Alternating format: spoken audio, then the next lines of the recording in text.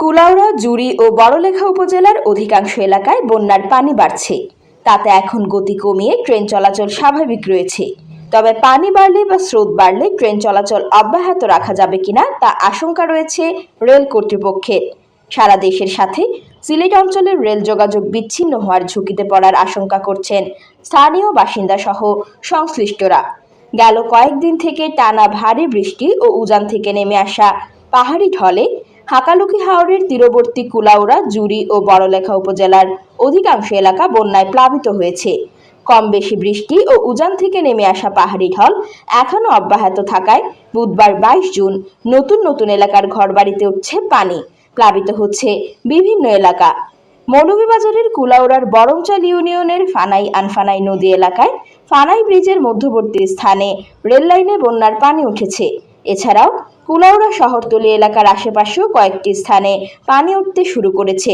স্থানীয় বাসিন্দারা জানান, বরমচালের ফানাই আনফানাই নদীর মধ্যবর্তী এলাকার ওই স্থানের প্রায় 200 ফুট রেল লাইনে সোমবার বিকেল থেকে পানি উঠতে শুরু করে। এখন সময় যতই যাচ্ছে ততই বাড়ছে পানি, ধীরে ধীরে ডুবে যাচ্ছে ওই স্থানের রেল লাইন, বৃদ্ধি পাচ্ছে হাওরের পানি।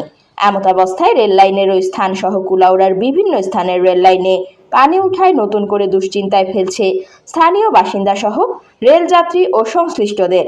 বরমচাল ইউনিয়নের 7 নং ওয়ার্ডের সদস্য মোহাম্মদ সাজ্জাদ আলী সাজু ও মিজানুর রশিদ সুমন জানান, ফানাই আনফানাই নদী এলাকায় ও স্থানটিতে বন্যার পানি বৃদ্ধি পাচ্ছে। গতকালের তুলনায় পানি আজকে দুপুর পর্যন্ত অনেক বৃদ্ধি পেয়েছে। তারা বলেন, এভাবে পানি বৃদ্ধি অব্যাহত থাকলে ওই স্থানটি দিয়ে ট্রেন চলাচল ঝুঁকিতে পড়ার আশঙ্কা রয়েছে। কুলাউড়া রেলওয়ে জংশন স্টেশনের সহকারী স্টেশন মাস্টার হরিপদ সরকার মুঠোফোনে জানান, গেল 3 দিন থেকে ওই স্থানটিতে বন্যার পানি বৃদ্ধি পাচ্ছে।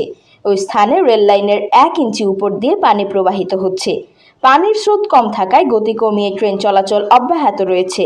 তবে আর পানি কিংবা স্রোত বাড়লে ট্রেন চলাচল অব্যাহত রাখা যাবে কিনা তা আশঙ্কা রয়েছে।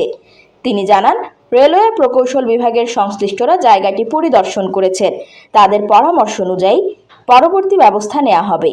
তবে গেল কয়েকদিনের পাহাড়ি ঢল ও অতিবৃষ্টির কারণে কুলাউড়া থেকে শমশেরনগর ও কুলাউড়া থেকে মাইজগাঁও পর্যন্ত গতি কমিয়ে ট্রেন চলাচলের নির্দেশনা দেওয়া হয়েছে।